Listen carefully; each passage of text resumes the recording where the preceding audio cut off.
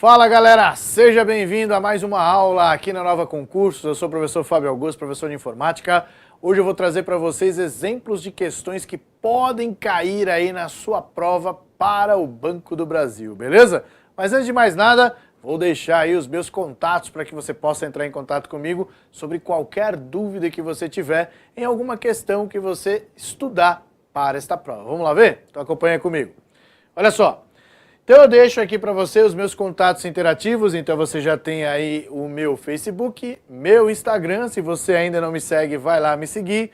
Tem o meu e-mail, meu canal no YouTube, caso você ainda não tenha se inscrito, se inscreva lá. E também deixo o meu WhatsApp. Então, deixa esses contatos interativos para que você possa entrar em contato comigo sobre qualquer dúvida que você tenha.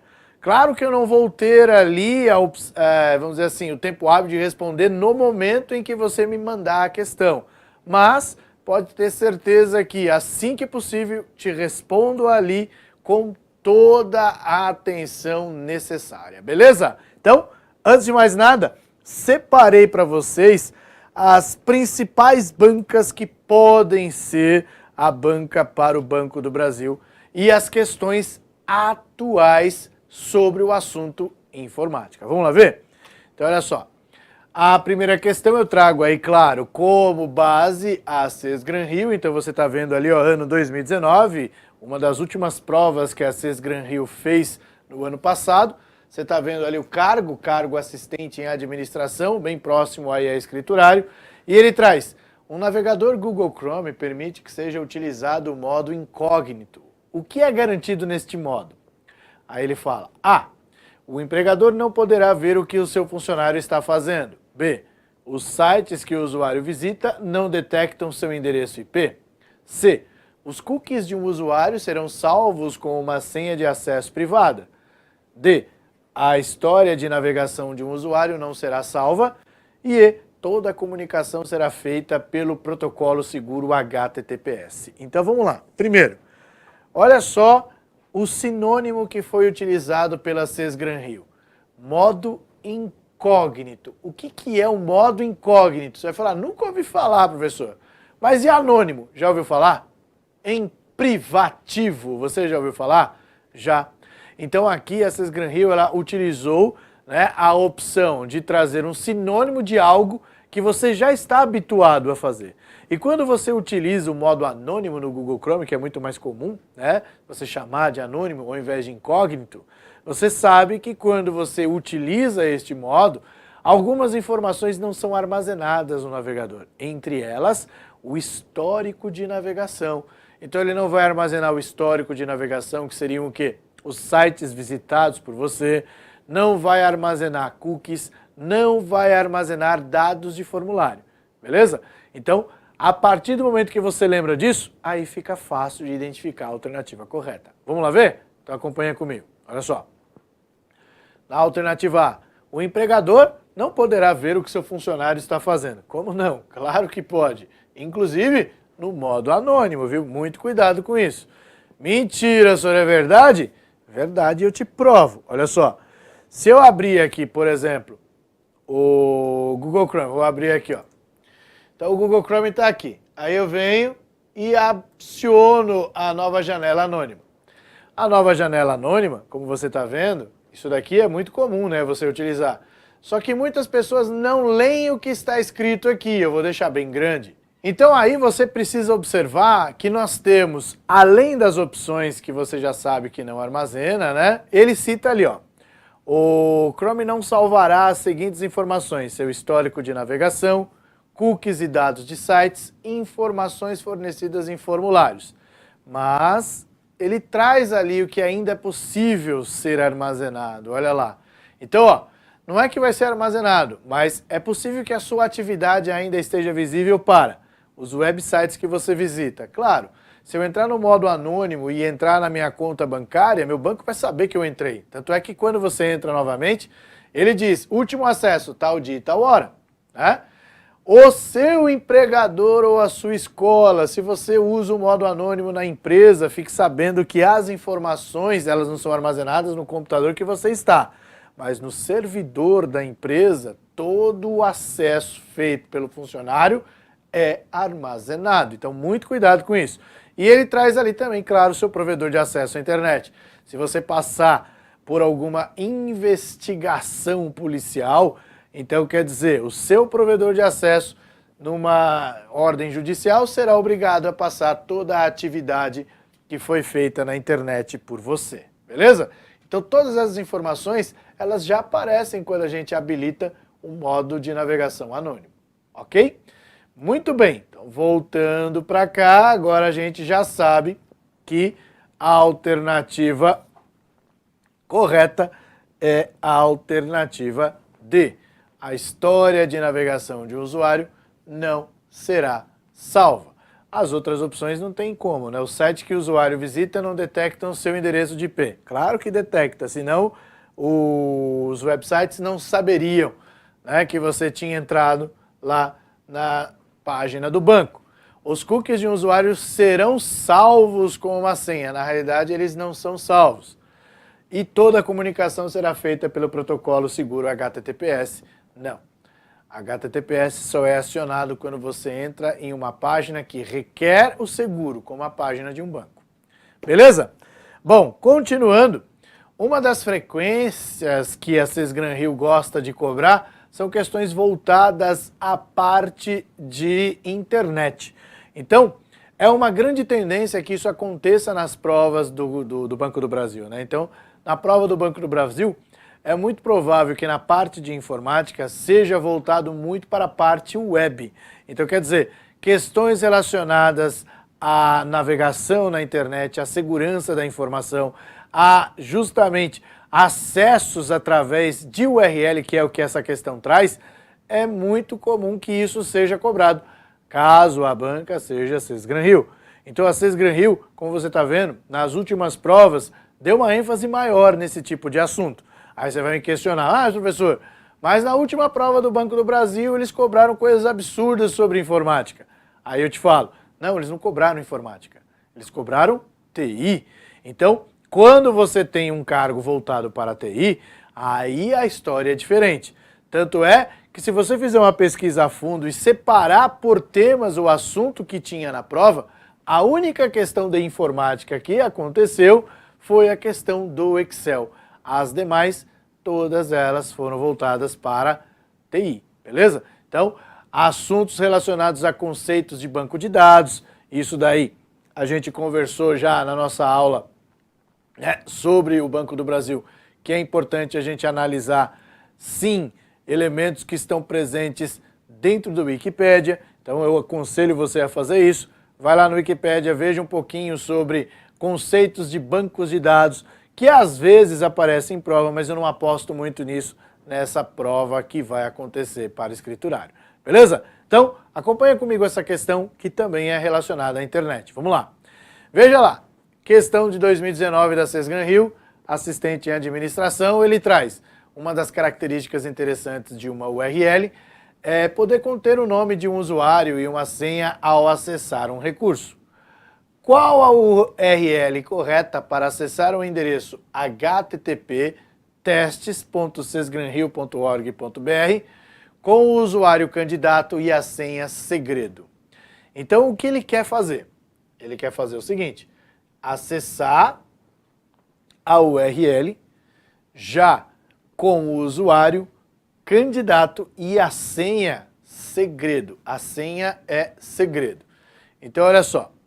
Para todo o acesso que a gente faz na internet, quando a gente digita numa URL, nós precisamos trazer ali, no caso, o usuário primeiro.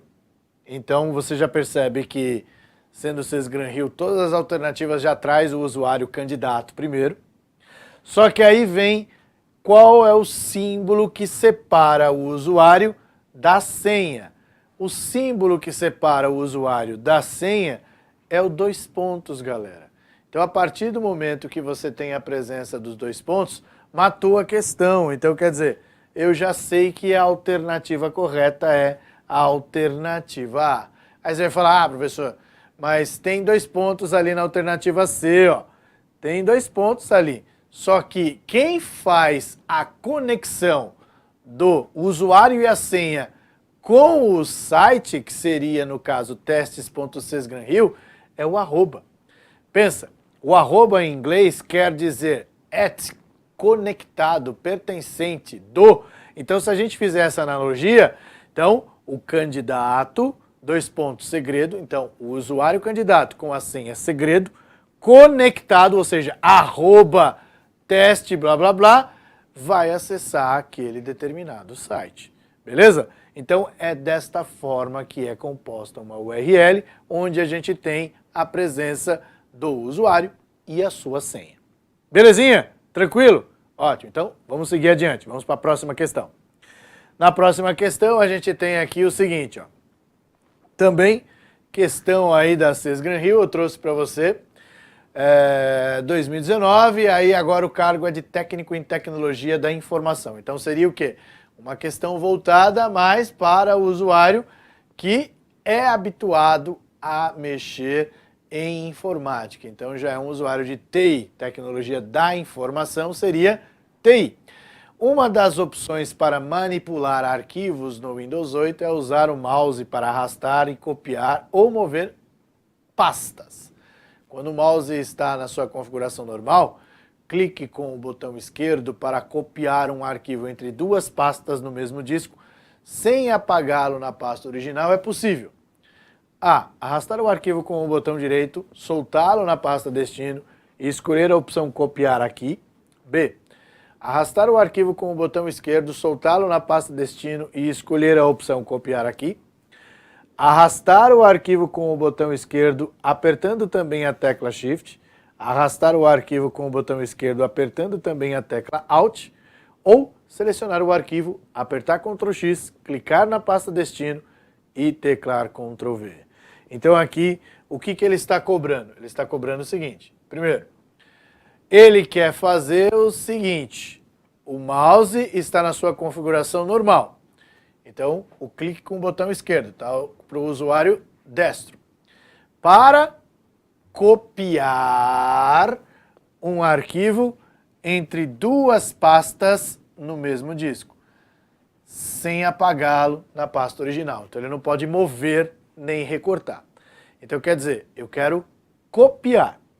Se eu arrastar o arquivo com o botão direito, soltá-lo na pasta destino e escolher a opção copiar aqui, ele vai fazer essa ação?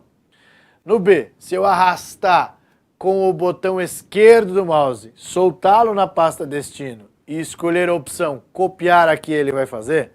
Veja só, se eu arrasto com o botão esquerdo e solto, ele vai fazer uma ação de mover. Então, o botão esquerdo, quando eu arrasto, ó, arrastar o botão esquerdo, ele vai mover. Mover quer dizer tirar de um lugar para colocar em outro. Então, aqui não posso. No C, arrastar o botão esquerdo apertando também a tecla Shift, também vai ter a mesma ação de mover. Então, ele vai tirar do local onde ele está para o outro local. Arrastar com o botão esquerdo apertando a tecla Alt, ele vai gerar um atalho. Ok? E selecionar o arquivo, apertar Ctrl X. Ctrl X é recortar. Então você já sabe que não pode ser a alternativa E. Então, portanto, sobrou pra gente a alternativa A. Galera, se eu arrastar com o botão direito, na hora em que eu solto, vai aparecer opções. Uma das opções é copiar aqui. Aí ele gera uma cópia dentro daquela pasta. Beleza? Então, questão aí bem tranquila de manipulação de pastas e arquivos, ok? Ele cita o Windows 8, mas isso pode ser absorvido por qualquer uma das versões. Então eu mantive a questão original, foi a questão cobrada na prova aí da Unirio, né, do ano passado, para técnico em tecnologia da informação. Bom, seguindo, eu trago também aí para a mesma prova uma outra questão. Ele surge ali com o Windows 8 novamente e aí ele fala: segundo a Microsoft, o Windows 8 disponibiliza a possibilidade de armazenar em cache os arquivos ou fazer backups de diferentes versões dos mesmos. Esse recurso se chama histórico de arquivos e vem desabilitado por default. Esse recurso exige A. Disco em rede não permitindo discos externos. B. Disco externo ou em rede não sendo necessária uma conta no OneDrive. C. Disco externo não permitindo discos em rede. D. Disco externo ou em rede sendo necessária também uma conta OneDrive. E E. Conta OneDrive não permitindo discos externos ou em rede. Aqui, galera, eu vou mostrar para você, ele cita o Windows 8, mas eu vou mostrar no Windows 10. Então, no Windows 10, dentro da pasta que a gente tem aqui presente, que é a pasta Sistema do Windows, nós temos aqui o painel de controle. O painel de controle no Windows 7, no Windows 10, no Windows 8, ele vai trazer características semelhantes. O Windows 8 e o Windows 10 traz para a gente um elemento que é, vamos dizer assim, bem interessante. Trata-se do histórico de arquivos, que é esse cara aqui, ó. É uma forma de você gerar um backup. Então ele fala lá, ó, salvar cópias de backup dos arquivos com o histórico de arquivos, que é o que está sendo mencionado na questão. Quando a gente clica aqui, a primeira coisa que ele traz para a gente é o seguinte, ó, para que exista a opção do histórico de arquivos, é necessário que você tenha ali uma unidade de conexão, ou seja, eu preciso ter um local para que esses arquivos sejam armazenados. Um local externo ou um local da rede.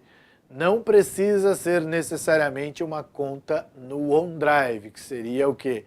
A nuvem da Microsoft. Então, neste caso, fica fácil de identificar a alternativa correta. Então, a alternativa A diz disco em rede, não permitindo discos externos. Não, ele permite discos externos, então está errado. Rede também.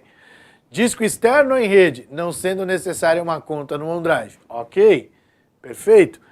Disco externo não permitindo disco em rede. Não, disco em rede ele permite. Disco externo ou em rede sendo necessária também, a partir do momento que ele fala sendo necessária, só funciona se tiver. E no E, conta no OneDrive. Aí não. Eu não preciso ter uma conta no OneDrive. Portanto, alternativa correta, alternativa B. Beleza? Bom, continuando, galera. Aí a gente tem aqui agora uma nova banca. Uma das bancas aí que tem grandes chances de assumir aí o concurso para o Banco do Brasil, que é a FGV. Então você que não conhece aí a Fundação Getúlio Vargas, vá se acostumando que a fundação ela também costuma fazer concursos dessa importância. Então, trouxe aí uma questão recente da GV, né, então de 2019, e aí ó, o cargo é administrativo, ó, técnico do Ministério Público. Então ele fala lá, o navegador Google Chrome é amplamente utilizado e em seus similares oferece a possibilidade de limpar dados de navegação que são acumulados ao longo do uso. Considere a lista a seguir. 1.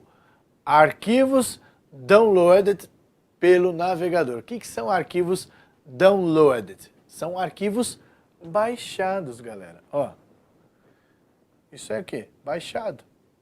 Mesma coisa. Então, aquilo que foi baixado. Aí, 2. Cookies. 3. Histórico de navegação. 4. Imagens e arquivos armazenados no cache do navegador. 5. Páginas gravadas pelo comando salvar como. No caso do Chrome, especificamente, as opções oferecidas na limpeza de dados de navegação cobrem dessa lista apenas os casos. Então, limpeza de dados de navegação. Então, quando eu excluo o histórico de navegação, ele vai limpar o quê? Ele limpa cookies, o histórico de navegação, imagens e arquivos armazenados no cache do navegador. Agora, arquivos baixados, ele não vai limpar. Páginas gravadas pelo comando salvar como, se o usuário foi lá na opção salvar como, não tem a opção de você fazer esta limpeza. Então, portanto, a alternativa correta que a gente tem é a alternativa 2, 3 e 4, tá? Ah, professor, mas dá para limpar o histórico de downloads? O histórico de downloads eu consigo limpar. Então, quer dizer, eu limpo o histórico daquilo que foi baixado no navegador, mas eu não apago o arquivo que eu baixei. Tá dando para entender a lógica? Então, se eu baixei, por exemplo, provas, né, da CES Gran Rio no meu computador. Então, essas provas foram baixadas através de um navegador. Se eu for lá no histórico de navegação do meu navegador e limpar o histórico de downloads, as provas serão também apagadas do meu computador? Não, ela vai sair apenas da listagem dos últimos downloads que eu fiz com aquele navegador. Beleza? Tranquilo? Vamos seguir adiante, vamos para a próxima questão. Olha lá. Próxima questão, galera. Na próxima questão ele traz para a gente o seguinte, ó. Então, tá lá. FCC agora. Então ele traz para a gente o seguinte, ó. Em um texto padrão digitado no Microsoft Word 2010 em português, um usuário selecionou a ferramenta Mostrar Ocultar, presente no grupo parágrafo da guia página inicial. Isso fez com que todos os parágrafos recebessem uma tabulação do início de 1,25 centímetros. B. As marcas de formatação, parágrafo, tabulação, etc. aparecessem no texto. C. Aparecesse uma área para digitação ou construção de funções matemáticas. D. Os títulos fossem automaticamente classificados nos níveis título 1, título 2, etc. Ou uma área para a criação de diagramas fosse aberta no texto na posição do cursor. Então, galera, a partir do momento que aparece aqui a opção mostrar e ocultar o quê? Marcas de formatação, né? Então são os itens que aparecem como parágrafo, tabulação, espaço e etc. Tá? Então, portanto, alternativa correta, alternativa B. E só para ilustrar, eu vou abrir aqui para você o Word, e aí no Word, nesse caso aqui, na versão 2016, tanto faz, dentro do grupo parágrafo, eu tenho aqui a opção marcas de formatação, que é mostrar tudo. Se eu clicar aqui, toda a informação que eu tenho no meu texto, como espaço, tabulações e parágrafos que são representados pelo Enter, que é pressionado, serão exibidos. Então essas marcas de formatação permitem que o usuário consiga identificar quando uma aplicação foi colocada dentro do texto. Se é uma tabulação, se é um espaço, se tem ali quebras de parágrafos aplicadas e etc. Tá bom? Então, portanto, a alternativa realmente correta trata-se da alternativa B. Marcas de formatação, parágrafo, tabulação, etc. aparecessem lá no texto. Seguindo, galera, aí a gente tem mais uma questão aí da FCC. Ele fala: para dar suporte à elaboração de demonstrações corporativas, um analista de TI montou uma planilha criada no Excel 2013 em português, né? Posteriormente, teve que fazer alguns ajustes e, para tanto, usou a função transpor, que converte um valor em um texto com um formato de número específico, converte um intervalo de células vertical em um intervalo horizontal e vice-versa, substitui parte de uma cadeia de células por uma cadeia diferente, converte uma cadeia de texto que representa um número em um número, substitui um texto antigo por outro novo em um intervalo de células.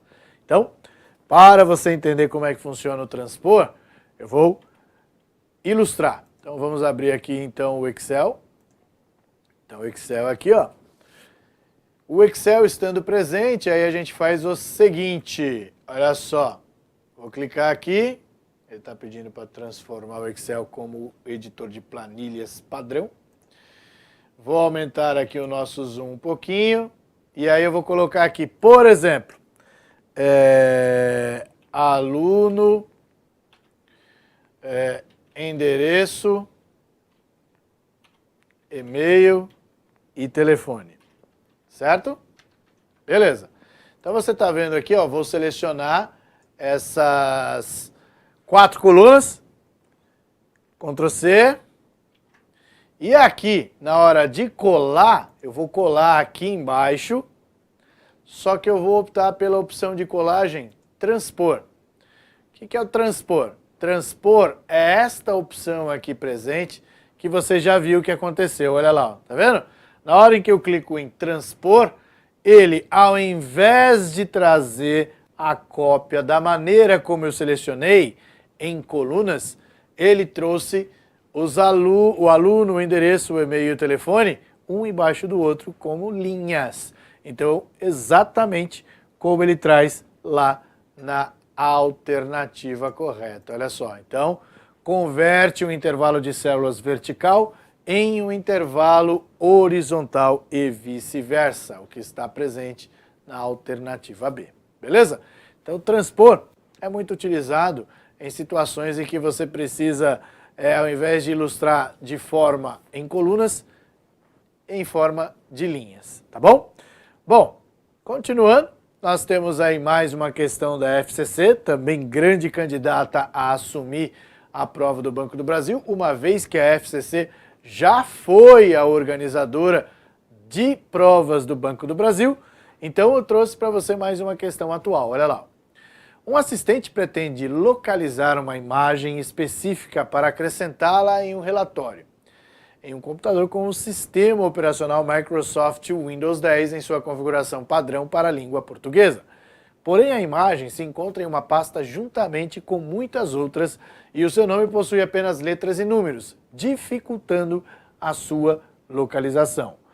Uma maneira de localizar com mais facilidade esta imagem é configurar e utilizar um recurso do explorador de arquivos que se chama A. Detalhes, B. Ícones grandes, C. Painel de detalhes, D. Painel de visualização e visualizador de arquivos. Aí você vai falar, professor, isso tudo existe. Certo, mas o que ele quer aqui na prova? Ele quer o seguinte, ele quer uma maneira de localizar com mais facilidade a imagem que está dentro de uma pasta. Se eu clicar em detalhes, eu visualizo a imagem? Não. Se eu colocar em ícones grandes, eu visualizo a imagem? Na realidade, não. Ícones grandes, claro, que se tiver a imagem ali, eu vou conseguir enxergar. Mas, na realidade, se estiver dentro de uma pasta, fica difícil. Então, ele já disse, o seu nome possui apenas letras e números, dificultando a sua localização. Ícones grandes também não seria uma opção. Painel de detalhes. Se eu exibir um painel de detalhes, ele vai trazer informações da mesma maneira que a gente teria aqui. Então, a alternativa correta que a gente tem é o painel de visualização. O que é o painel de visualização, galera? Quando a gente vem aqui, ó, por exemplo, então eu tenho aqui estas opções. Quando eu clico dentro de exibir, nós temos o painel de visualização e o painel de detalhes. Painel de visualização, quando eu clico aqui, ó, ele traz a informação que está dentro do arquivo, certo? Então, se é um ícone de imagem, né, então ele vai trazer esta informação. Aqui já está em ícones grandes, se eu coloco aqui em detalhes, você já consegue identificar que fica muito mais simples de identificar o que eu tenho lá dentro. E assim sucessivamente. Então, a partir do momento que você vai na opção painel de detalhes, ele vai trazer apenas detalhes a respeito daquilo que está selecionado. Então, ele traz aqui, ó, informações sobre a própria imagem. Perfeito? Então, é uma questão que, na realidade, ele não está trazendo que é a única opção. Ele traz ali, ó, uma maneira de localizar com mais facilidade esta imagem é configurar e utilizar um recurso do explorador de arquivos e não ativar uma forma de visualização. Então, configurar painel de visualização, aí eu consigo facilmente identificar o que está lá dentro. Beleza? Temos aqui também, claro, a FCC gosta de trazer questões relacionadas ao Excel, Sysgram Hill também, então é bom e importante a gente frisar esse tipo de questão. Ele traz lá, considere a planilha abaixo, criada no Microsoft Excel 2013 em português, e ele fala, na célula C6 foi calculado o valor da tarifa a pagar pelo consumidor Paulo Freitas com base nas categorias de consumo presentes nas células B2 e B3. A fórmula usada considera que se os valores presentes nas células B2, B3 e B6 mudarem e o consumidor for enquadrado em outra categoria de consumo, o cálculo seja ajustado automaticamente. Tal fórmula usada na célula C6 é... Então veja só, qual que é a faixa de mudança? Então ele traz aqui, ó, até 30 e acima de 30, certo? Então, quer dizer, a análise ela tem que ser feita através das células B6 e B7. Então, se o B6 for maior ou menor do que 30, ele vai trazer ali informações. Ó, se for até 30, esse índice, né? Esse índice aqui. E se for acima de 30, esse índice aqui. Beleza? Para descobrir o quanto que ele vai pagar, ele vai analisar o item de consumo, que é esse cara aqui, ó. Então, analisando isso, o Paulo Freitas, que está aí na célula A6, ele vai ter como base o seguinte: como que eu vou ter o valor? Se o B6 for menor ou igual a 30, aí nós vamos ter B6 vezes B2. É isso mesmo? Quem é o B6? B6 é o 18. Quem é o B2? Até 30. Ok, ó, bate. E se não for isso, B6 vezes B3. Então, B6 vezes o B3, que seria o índice acima de 30. A alternativa A traz a informação correta? Traz. Então já matamos a questão. Claro que aqui eu já estou fazendo a análise direto, mas é importante que você saiba identificar dentro de uma função C condição, valor verdadeiro e valor falso. Sempre que a gente tiver esse tipo de situação, é importante você enxergar, tá bom? Beleza? Bom, continuando, tem aqui mais uma questão que eu separei para você, é uma questão importante, que caiu na prova da Sesgran Rio, no Banco do Brasil, lá para escriturário em 2015. Ó. Facebook e o Twitter possuem muitas características em comum, dentre essas características inclui-se a... Professor, é uma questão desatualizada.